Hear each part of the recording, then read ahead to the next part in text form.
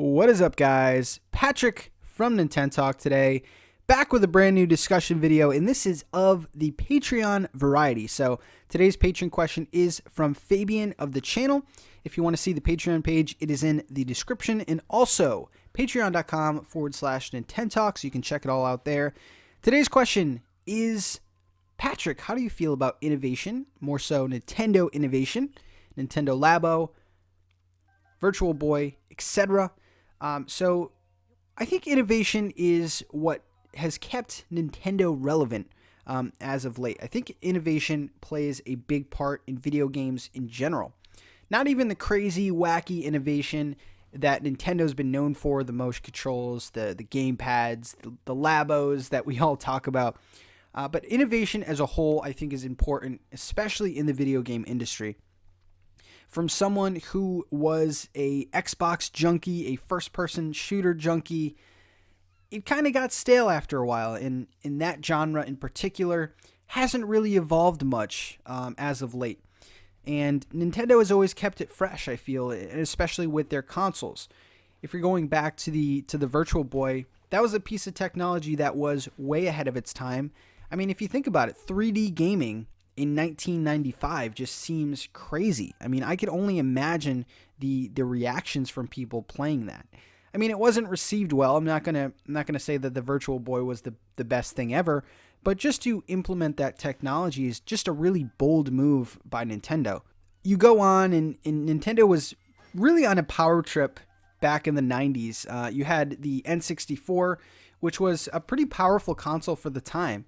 And it's funny because they actually advertised the power right in the name. The 64, of course, referring to the 64-bit processor that was used, was really, it's just really odd to think about Nintendo just being like that.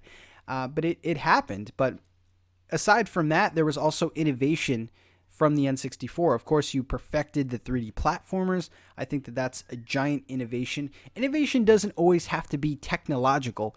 It could also be different game mechanics and the way we play games. So the 64 also introduced like the Game Boy hookup where you play Pokemon on your TV. I thought that was really cool as a kid.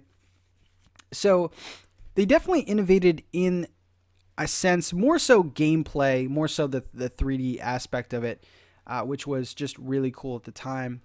And then you go to the GameCube, which wasn't a ton of innovation, but again, it was a powerful console for the time, very comparable to the PS2 and original Xbox. So it's weird to think of Nintendo as being a power company, but back then that's how they sold it.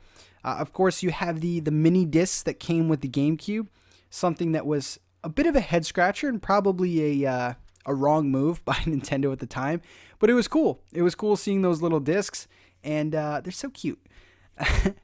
So not a lot of innovation with the GameCube. You had some great titles, but it didn't really change the way that we play games or think of games. Now the next iteration of Nintendo consoles, the Nintendo Wii, and I'm skipping the handhelds, I know, but the Nintendo Wii was something that was just totally out of left field and just a big risk by Nintendo in general to have motion controls as the forefront in your next console, and choosing for the first time ever to put innovation over power was something that a lot of people just didn't know what the results were going to be. Now, unfortunately for Nintendo, and we all know the story now, the Nintendo Wii was extremely well received for the time, and it sold crazy numbers. I think it was the best-selling console of all time.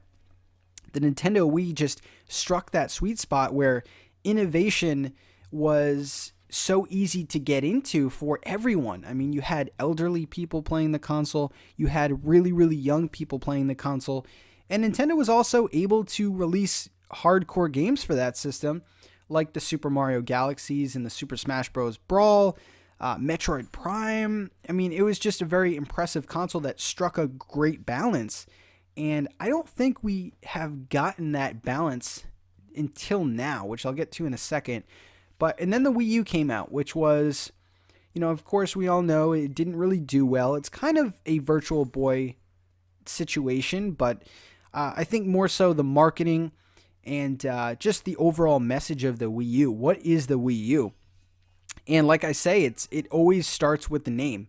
And a lot of people were just confused overall what the Wii U was exactly. Of course, we know now it was the next console with the gamepad. It was the two-screen gaming experience, but more so on a home console setting. Because we've had the DS and 3DS for years before this console, but this was the first home console that attempted to do what it advertised. And you know what? For the most part, I think they succeeded. I really like the technology of the gamepad. Being able to play your games off TV, although you couldn't take them very far, was really cool.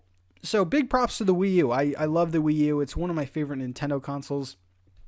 But the innovation, I think, held that console back. And that's kind of the trade-off with innovation. You can have these innovative ideas and create new ways for gamers to play, but you're going to sacrifice something. And for the Wii U, it was developers making games for your system. If your system isn't powerful enough, the games aren't going to look great. And our developers really going to want their games that they spent a lot of time on running like crap. So the innovation, I think, was overall the Wii U's downfall. And, that's a case there where innovation actually comes back and just does more harm than good. And now we have the Nintendo Switch, which I think is the perfect balance of both innovation and just power and just hardware. So as we all know, the Nintendo Switch is a hybrid console, and it does have that wow factor. It does have that Wii wow factor. When you're playing a game on your TV and you're taking the tablet out of the dock, you really do get that wow moment, and that's something that sells consoles, and we're seeing that to be true. The Switch has already outsold the Wii U. Not even in a year. I think it was like 9 months that it outsold the Wii U. So Nintendo's definitely on track to do big things with the Nintendo Switch. And there's a lot more that we don't know about the Switch. For example, the power of the Joy-Con. The Joy-Con has so much technology packed into those little controllers, and we really haven't seen any games that take full advantage of it, which I think might be a situation. I mean, I refer to the Wii U again. If you're looking at your gamepad right now, the TV button on the Wii U is a feature that was initially there and then just axed, and no one really supported it anymore. So I'm hoping that the Joy-Con technology doesn't get lost in innovation and people just not wanting to take chances. But now we fast forward to the future. We're talking about the future here. So Nintendo Labo.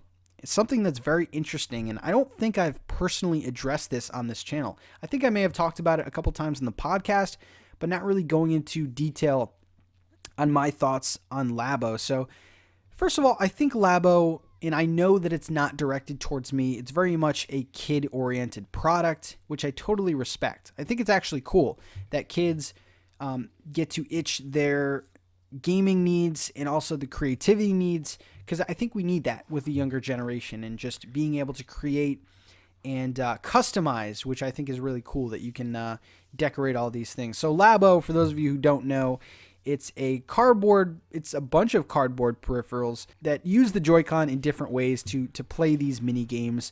I think most of the fun comes with creating these things. I'm not really concerned about the material of Labo. I think that cardboard's actually a cool thing to see, a recyclable material used for something that's probably going to get thrown away eventually. I'm just being honest here. Just thinking of all the Rock Band giant plastic things that everyone still has. So it's nice to see the cardboard. My thing with Labo is I'm not necessarily on the hype train, because I don't think that it's a long-lasting product. I think it's a nice thing when it first comes out. I think it's going to be a hot item. Everyone's going to want it. But after a while, I don't see Labo evolving to anything else besides this fad that came out. Which, I mean, it's not necessarily a bad thing. I just don't think that Labo is the next chapter in innovation in games. It's definitely cool to see a cardboard piano come to life with the technology of the Joy-Con. And that's more so what I'm interested in seeing, is how Labo can use the technology and maybe implementing that into other games, future titles. So that's the kind of part that I'm interested in, not so much Labo itself, but it's definitely something that, I mean, kids will enjoy, and that's always cool.